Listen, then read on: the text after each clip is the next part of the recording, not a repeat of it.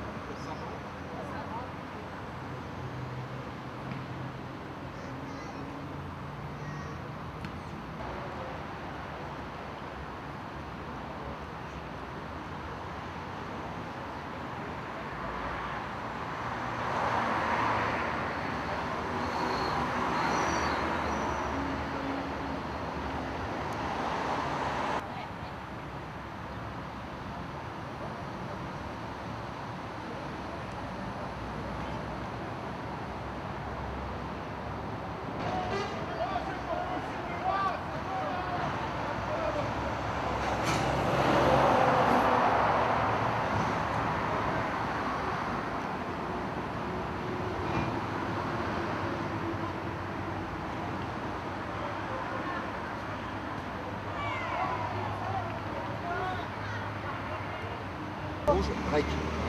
T'as le compteur qui est là. Ça te facilite les choses.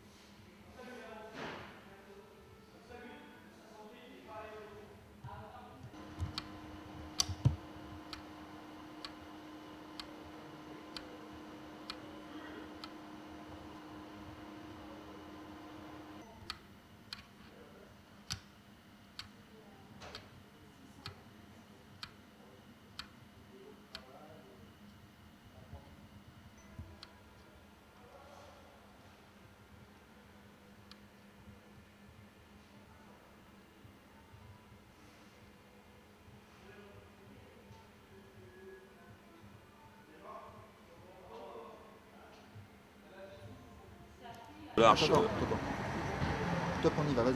Fabrice Delarche, D-E-L-A-R-C-H-E, secrétaire de la CGT. Bertrand Delorgeril, D-E-L-O-R-G-E-R-I-L. Délégué syndical CFDT.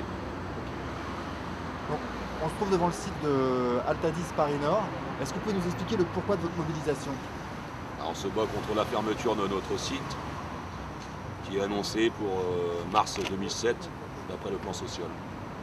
Donc, il y a 2 ans, il y a un site qui a été fermé en province. À Lille. Il n'y a pas eu qu'un site, il y a eu 750 emplois supprimés en France, dont la fermeture de Lille, Tonins, Dijon. Et ici, la fermeture du site impliquerait combien de pertes d'emploi? 84 postes supprimés. Alors, on a vu la direction d'Altadis ce matin, M. Pop, qui nous a dit que finalement son plan social était quand même très correct. Pour lui, un plan social correct, on veut bien. C'est vrai qu'il y a des mesures d'âge qui peuvent être intéressantes, mais n'empêche que, quoi qu'on en dise, c'est toujours les drames humains. S'il faut un plan social, il faut qu'il y ait des mutations. Les gens ont changé leur vie entièrement par rapport à la vie qu'ils avaient à l'heure actuelle. Il y a toujours des drames. On dit qu'un plan social il soit bien, c'est un fait, mais il y a toujours des drames humains. Et pour nous, la seule chose que nous on veut, c'est non à la fermeture de notre site. Et alors, en bloquant le site de Paris Nord, Qu'est-ce que ça représente comme gêne au niveau de la distribution du tabac sur la région parisienne et Paris? Il faut savoir que le site de Paris-Nord distribue le tabac pour toute la région parisienne, mais pas que la région parisienne. Il y a aussi une partie du nord de la France. La Picardie, les sites comme au-dessus, les Yvelines, toute la région parisienne, bien, ça ne sert pas qu'à Paris. Donc on gêne beaucoup de monde. Qu'est-ce que ça représente en termes de quantité, ce qui part chaque jour d'ici? 30 tonnes. Trentaine de tonnes tous les journaliers. Ce qui peut représenter, tu peux me le donner en paquet ou en cartouche? 30 tonnes, sachant qu'un carton de cigarettes c'est 5 lambda, kilos. C'est 5 kilos. On fait le ratio et on voit combien ça fait de cigarettes C'est journalières. fermé, monsieur. Alors, tu me donnais tout à l'heure, tu me parlais des fonctions que vous aviez ici, c'est-à-dire la distribution auprès des débitants, et quelles sont les autres fonctions que vous avez ici? Eh ben, on est les grossistes français pour tous les autres centres de France. C'est-à-dire que nous on reçoit tous les cigarettes qui sont vendues en France, et on les dispatche sur tous les autres centres. Et dont aussi les télécartes. Ok, et donc là, aujourd'hui, on voit des commerçants qui viennent essayer de se réapprovisionner? Et parce qu'on est aussi centre de dépannage. C'est-à-dire qu'un débitant, quand il en manque de tabac, il peut venir se réapprovisionner chez nous ou dans un autre aussi. Exactement comme dans une grande surface. Voilà.